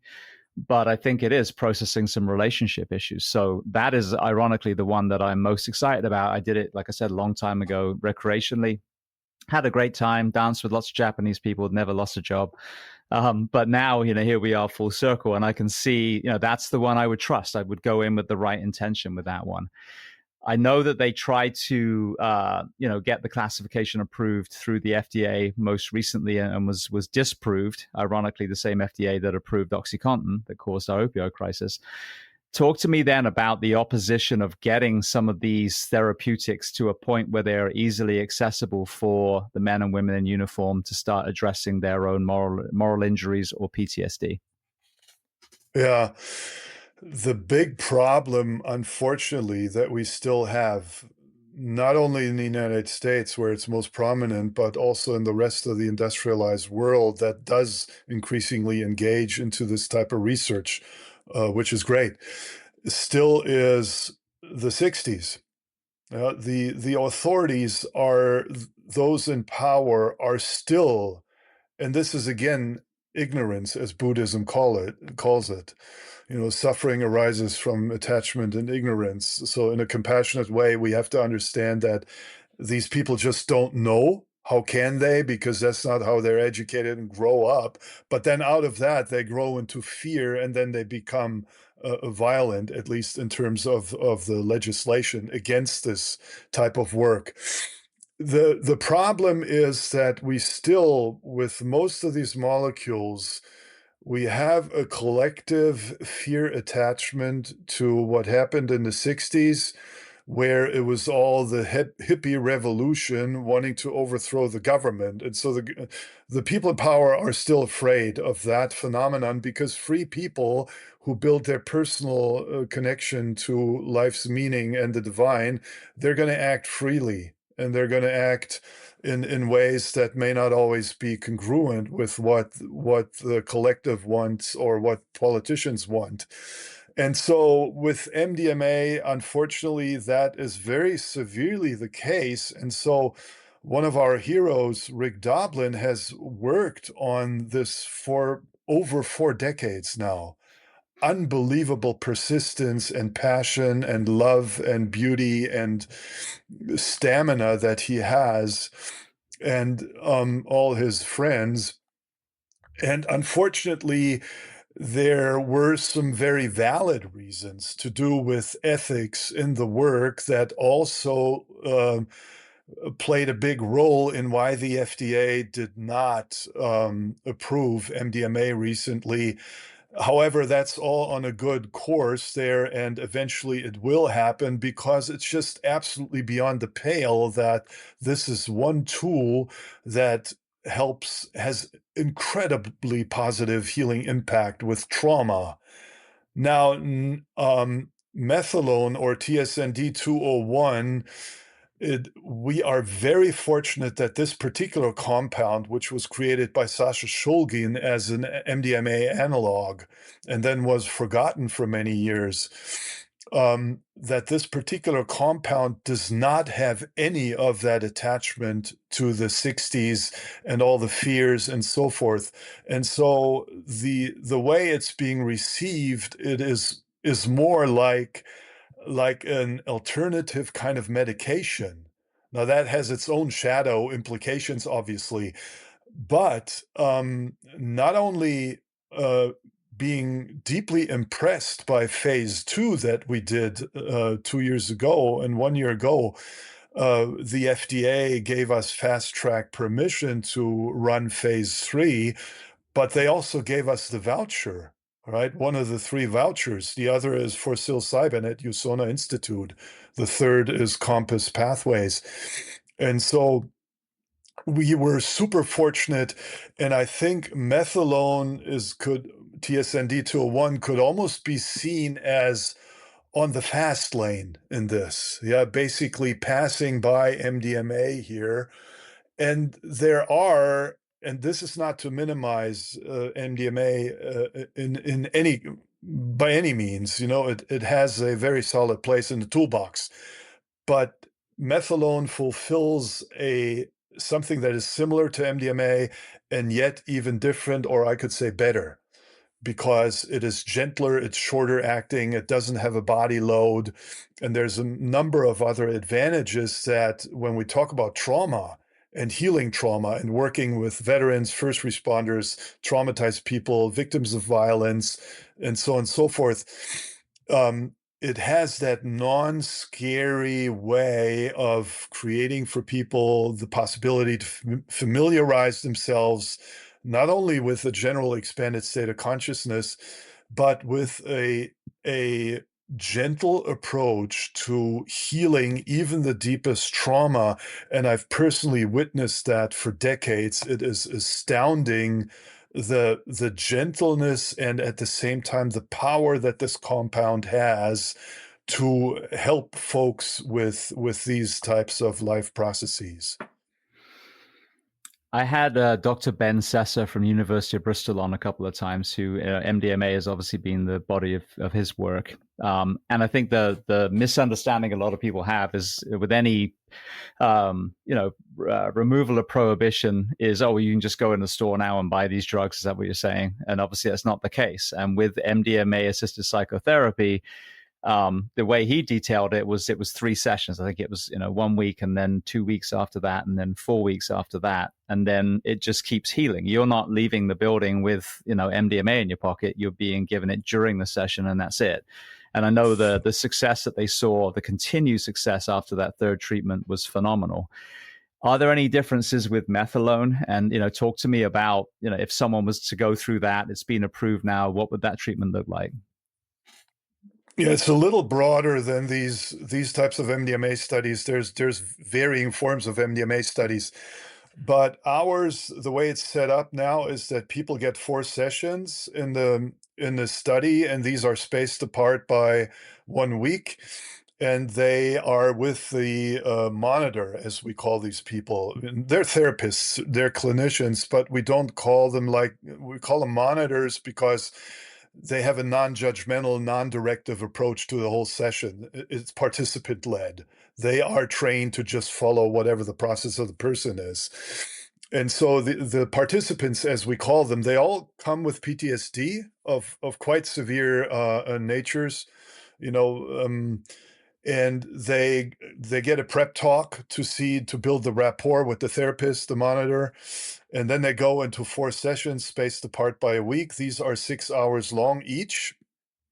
So there is a first dose, there's a second so-called booster dose, and then they are usually down from the effect by about 4 hours, and they have another 2 hours to talk with the therapist or meditate, listen to music, whatever they want to do. That's really their freedom to really make clear, hey, we're not medicating you and flicking a switch.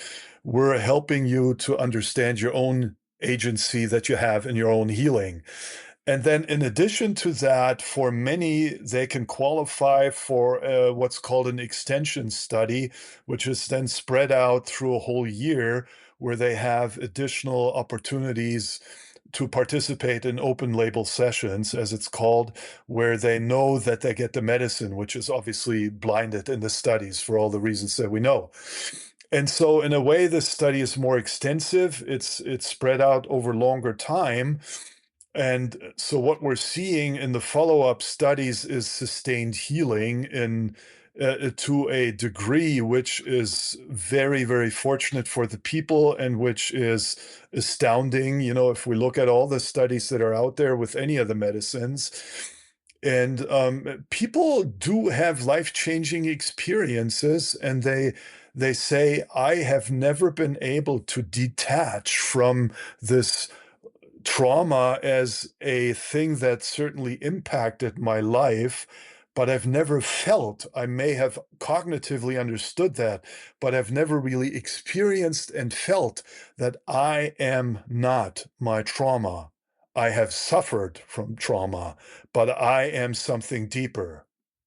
Right? So that is the core healing experience that happens in all these studies for a whole lot of people, right? And so methadone or TSND 201 it has a particular place in this toolbox, I want to say. One of the things that I've heard over and over and over again with people, whether it's in Australia, they can use MDMA. It's legal. I had a firefighter on not too long ago. And then obviously I got a lot of people on here that have done ayahuasca, have done, psilocybin, done ibogaine. And so many of the firefighters, cops, soldiers go into those sessions going, it's going to be Fallujah. It's going to be that fatal fire. It's going to be that, school shooting that I responded to. And more often than not, when they actually go into these journeys, it's their formative years. It's their early life that normally is the thing that, they realize is really the kind of fractured foundation. What are you seeing through your eyes as you're getting these warriors coming through these plant medicine journeys or even some of the studies? Are you seeing the same thing, that the childhood trauma is normally more prevalent, even though there's a lot of trauma in our professions as we progress through there? Very often, yes. Other times, people will go directly into the war trauma or first responder trauma. They'll be up in the midst of the fire saving a little child and risking their own lives that way.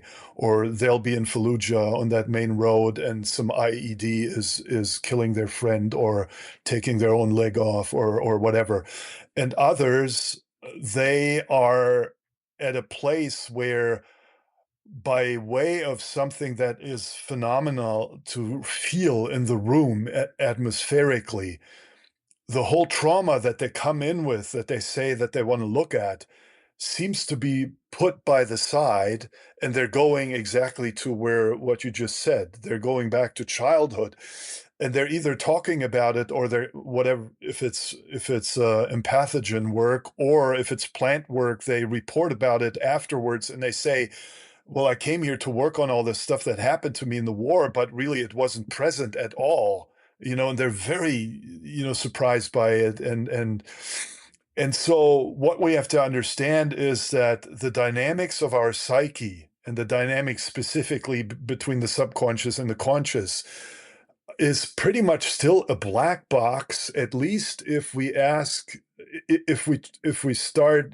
want to implement logic, reason, linear thinking, timelines. The human soul does not primarily work by way of these parameters. It works circular. It jumps all over the place. Anything that has an emotional charge in me right now is likely to become prevalent in a deep psychedelic journey. And so on day one, this can be family issues, even though I've been badly traumatized in the war. In session two, even though I'm still working on these family issues, it can suddenly, the actual war trauma can surface and become subject of the session. And so psychedelic therapists need to be trained to be aware of that possibility. It's not like linear talk therapy. Okay, today we're going to talk about your mother, next week about your father, then about your brother or sister. It doesn't work like that. So we need to stay attuned to the specific nature of the individual person's process, which is different with everyone. Now, if we were to employ some basic general patterns that we do see appearing, then we could use the cartography that Stan Grof established in his psychiatric and holotropic breathwork practice.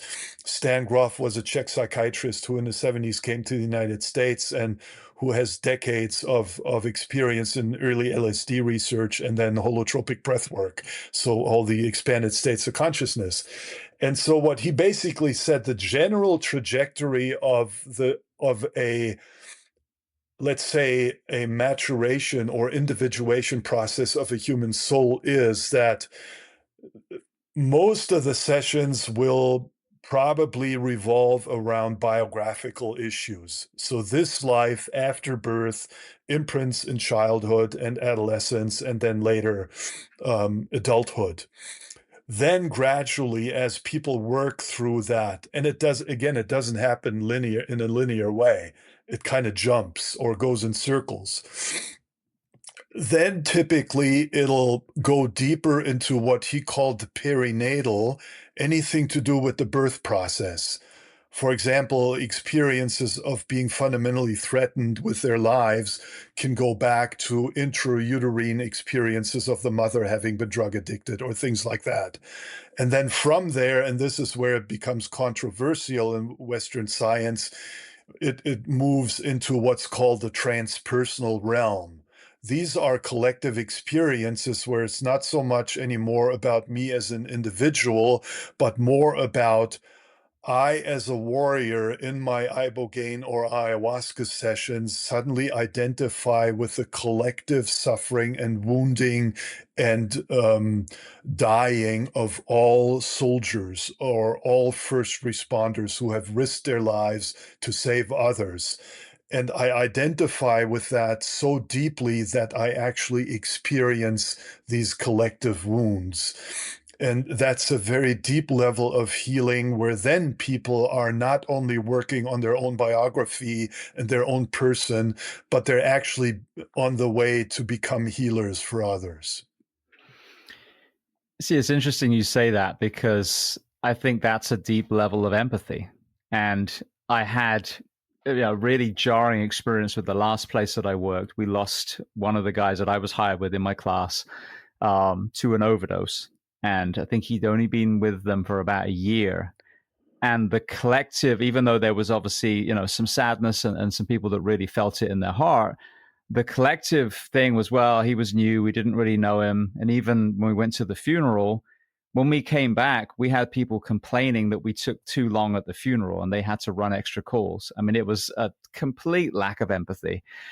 And it was one of the only times I've got so angry. I'm not normally angry, to the point where I went home before I lost my job by breaking someone's jaw. And it was at that point I was so disgusted by the lack of empathy, because to me, it doesn't matter if they're in my fire department. I feel it when we lose Australian firefighters in a wildfire, or, in India in an explosion, or it doesn't have to be a firefighter. Like, you just feel that shared humanity. And I think that is what, drives a good first responder, firefighter, soldier, doctor, nurse, is because they feel that. They don't want other people to suffer. And if someone is going to have their worst day, we want to be there to mitigate it, to try and make it a little bit better. And so, I think that is the root behind what we call compassion fatigue in the first responder professions, where you lose that to the point where you Yeah, become detached and you become cold. And to someone who's got it and who really, that drives them. And I haven't worn the uniform for 8 years, and I fight for that, profession still, because I adore the men and women in uniform, and I, adore everyone else. I believe in humanity. I really do.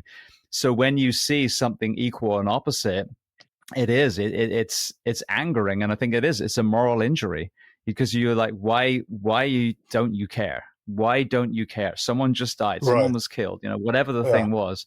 And so I yeah, can understand that to my core, because I think that, if I took a deep dive, that would be one of the layers in my journey. yeah, yeah. It is, it would be superhuman to be able to retain a loving kind of compassion in these kinds of situations. Nothing gets me more into a fantasy of picking up a gun than injustice and not caring. The way I'm personally wired is I go into my gut when this happens and acknowledge the person that becomes like all the others who pick up guns and shoot, because it can get me so angry, just like you described, that I call it the German berserk in me, who just wants to go out and swing a club. Now, of course, I'm not going to act on that, but this is a beautiful energy. People in therapy often, especially back then in the clinic, that was not, there was no medicine work, but it was a lot of, breath work, things like that, and depression work. People who have this judgment that, oh, I'm aggressive, that's bad. I would always say that, no, the energy, thank God, you're human. The point is not that this is bad. The point is that we need to acknowledge it and work with that in a good way. And in Buddhism, there's a concept called fierce aggression. So ideally, if I'm able, I'm not going to go to the person and break his jaw, but I'm not to demonize that. I mean, that's what we're able to do, and sometimes it's just too much. We will do it.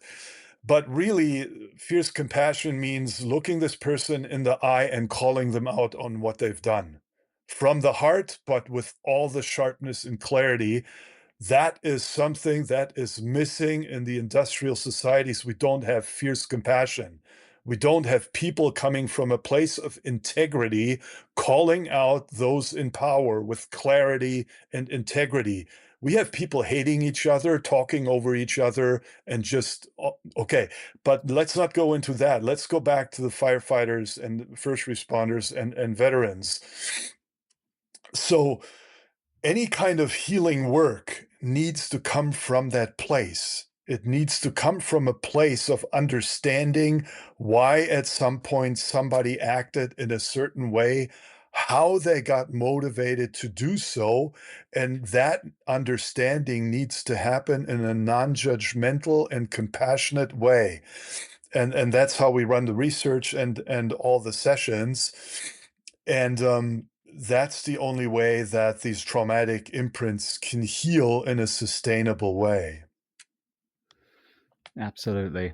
Yeah, this is funny. Some of the kindest people I know, they have that. What they say, walk softly but carry a big stick. You got to pick your battles, but sometimes Yeah. you do have to step up. And going back to what you said about Rick Doblin, I mean, even in this very, very small, platform that I've been able to build and share all these solutions, you have these layers. Like there are solutions to problems. This toolbox is far more vast than people realize. And the resistance that you get, over and over and over again. And even, it's interesting watching the evolution on the conversation of drug prohibition. Early on, I'm talking Yeah. to especially my law enforcement guests. That's a really hard conversation for them to have. But 95% of them now are like, yeah, it doesn't work. The war on drugs doesn't work. You can't arrest yourself out of addiction, Right. And I've had, It doesn't work. No, I've had Yeah. prison, governors from Norway and Johan Hari, and interviewed the guy who spearheaded decriminalization in Portugal, João Goulão, and then you realize, okay, this is working in other countries. They're doing this and this is Yes. working. But like you said, Yeah. it's just Yeah. having the courage to say, we were wrong. The war on drugs was wrong. You look at the origin of prohibition, it comes from racism and job justification. Harry Anslinger. Right. Right. And here we are Yeah. now. Yeah. We have people fighting for our country, and we can't give them the therapeutics that are going to help them heal from their service. Yeah. It's amazing. It obviously again and again we're going to be like thinking that these insurmountable resistances and walls that are being put up and so forth, and that is still a truth. On the other hand, for decades now, if I wouldn't need to sleep and wouldn't need to eat, I could work 24/7 in this area because of all the requests that come in, whether it's the work itself, whether it's the research, whether it's a conversation like you and I are having now, whether it's training people, whether it's doing my own inner work to keep the supervision going, so to speak. It is so explosive that the interest in the field that again and again in my own sessions, I'm reminded by the wiser part of me, Mark, stop getting angry. Just look at what's happening. You're having to basically schedule free time because everybody's so interested in this. And who am I? I'm no one, right? When I first started working with the veterans, I said, you guys are the expert. I have no idea what you went through. And the only way I relate to it is early warrior experiences on the basketball court, then some pretty deep trauma of my own, medical trauma and loss of a child. But then I still thought, how could I have the chutzpah and the arrogance to say I'm going to work with traumatized veterans and first responders?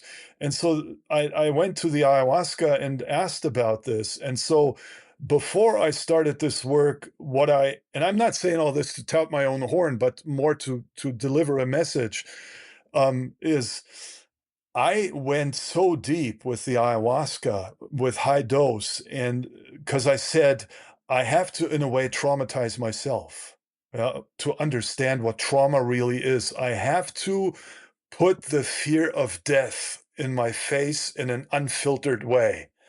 And that's what I did. And to feel that fear of being annihilated, it was some of the deepest experiences I could ever imagine. And then I understood what these people are going through. And I haven't gone through it with an actual threat to my life, except for these other traumas that are not comparable to what these women and men go through. But I would be bold enough to say I do understand the experience and the depth of it. And that empowered me to have the courage to start working with all these folks, learning from them how best to work with these deep experiences. And that's why, I look at all the phenomena that have to do with the resistance in a way where, well, yeah, humanity we are asleep in part, but in part, we're also waking up. And the enormous, enormous interest that people bring of all walks of life, of all levels in society. Yeah, I mean, we talk about high military people, we talk about Silicon Valley gurus, we talk about health gurus, we talk about political people, we talk about the highest CEOs in all the world companies. They are genuinely interested in this work. They are personally pursuing it.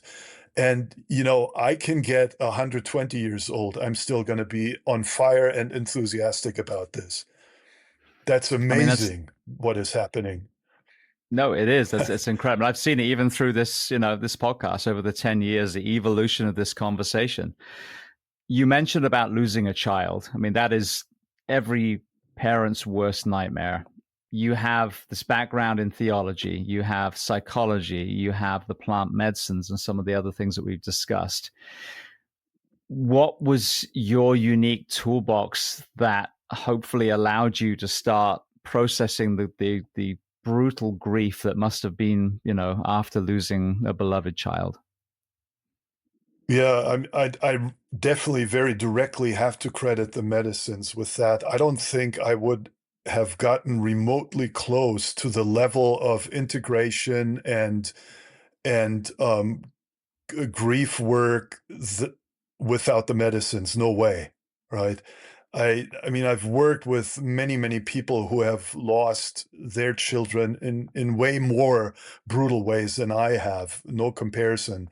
And the only reason they would heal is because they went to a level of depth with the grieving, and at the same time a form of what I would call spiritual support, connecting to a larger dimension of wisdom and meaning making, that I came to believe that any grieving process with this level of loss, whether it's a child or a relative or a brother on the warpath, or they're all very deep losses. The only way this can sustainably heal and bring us back to living a normal life that is not constantly overshadowed by the loss and the pain, or even guilt too sometimes, is some form of very, very deep healing, which only goes to the necessary level of depth if it involves an expanded state of consciousness. How that is induced is a different matter. There's all kinds of ways, but medicines are definitely the most powerful and the quickest way to go there.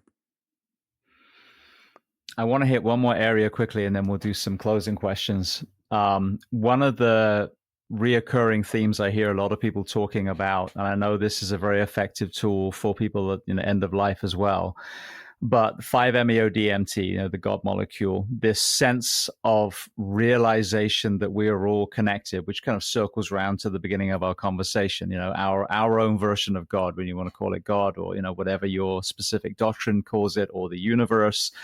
But so many people that have come on this show said, I realized that I was connected to the ocean and the trees and everything to do with this entire experience.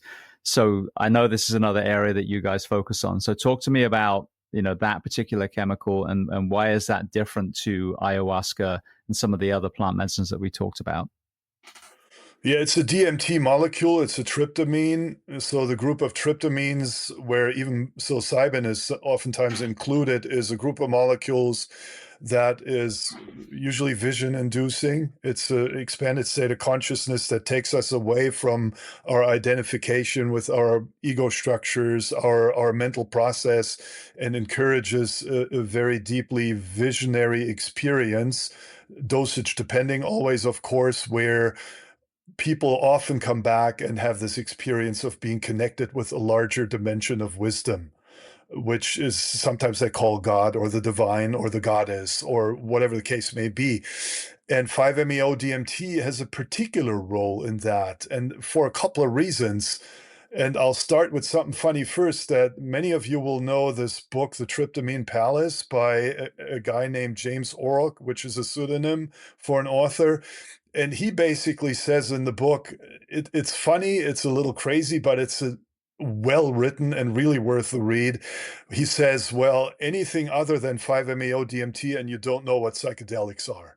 Okay, it's kind of like that, right? So he's a zealot with that, but in a beautiful way. What's so special about 5-MeO DMT? Well, it has a very long tradition with the indigenous peoples, sometimes called Ipena or Cohoba in the native traditions, and it used to be a plant powder that they would blow up each other's nose. So if you want to watch this old movie with Powers Booth in the main role, The Emerald Forest, you get a really good scene there of that particular medicine. The way it's used in modern research, and we did this hundreds of sessions at USONA Institute and many other research folks have explored it, is it very much depends on the route of administration. So when people talk about 5-MeO DMT or DMT, they often talk about smoking it. Now, that is a rocket disassembly of the ego structure, which lands people for 10, 15 minutes. To them, it feels like an eternity and more, into all kinds of spaces. Some people encounter beings, some just go into a all white space of nothingness. There's all kinds of experiences, and they come back, and sometimes they remember, sometimes they don't. They don't know how they got there, but the function, and which can be very healing, but also extremely scary for many folks, is the rapid nature of the disassembly process.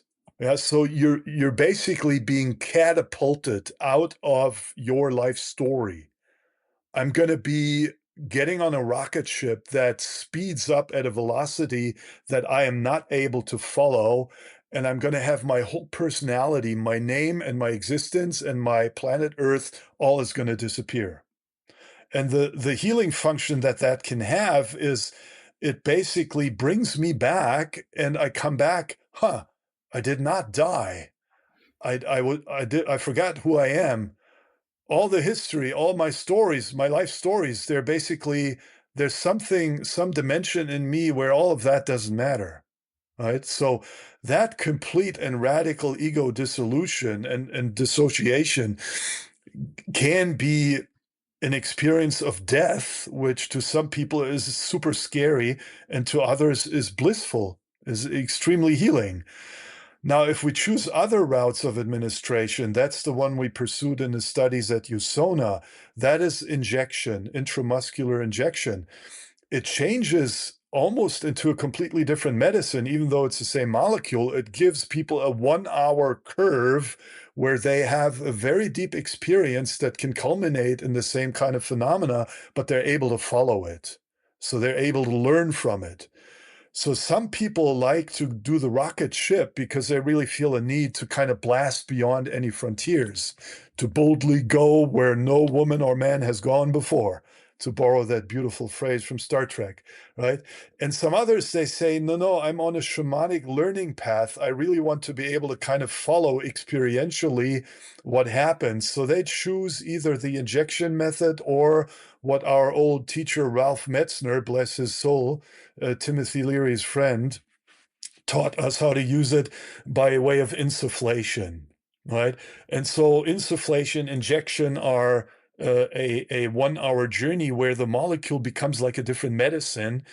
And what it does in that regard is it very often goes into catharsis of any held tension that we have in our bodies.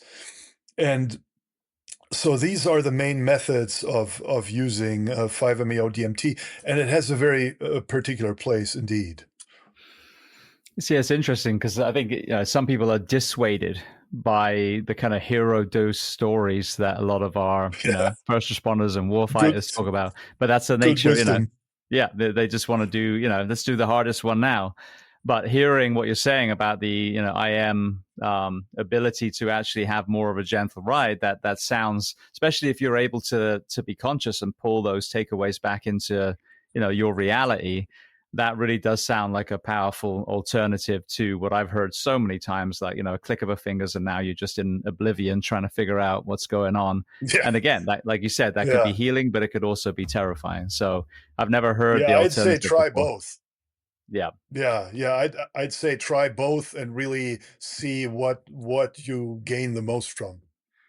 Absolutely. Well, I want to be mindful of your time. I know we've hit 2 hours. Before I let you go, firstly, I know that you've also created a huge amount of music, that can obviously be played during these or just listen to.